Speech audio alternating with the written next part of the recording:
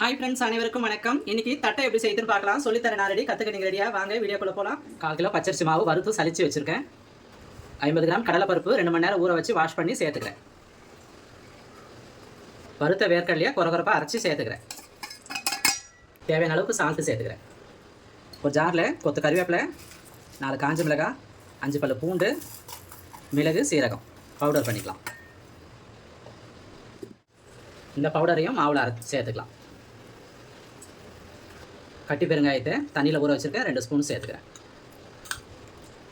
காய்ச்சிய வெண்ணெய் 2 ஸ்பூன் சேர்த்துக்கலாம். எல்லாத்தையும் நல்லா கலந்துக்கலாம்.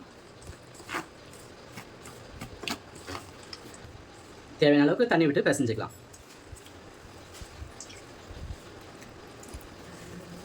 இந்த அளவுக்கு மாவு கெட்டியாக பிசைஞ்சிக்கலாம். எண்ணெயில் எப்படி தட்டி போகிறதுன்னு பார்க்கலாம்.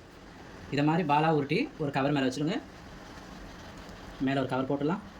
இந்த மாதிரி தட்டு வச்சு ரவுண்ட் ஷேப்பில் அழுத்திடுங்க.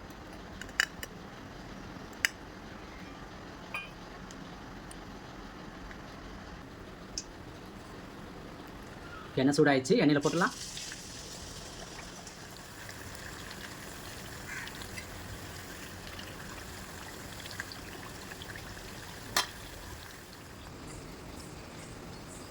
அவ்வளோதாங்க, நல்லா வெந்துடுச்சு, எடுத்துடலாம்.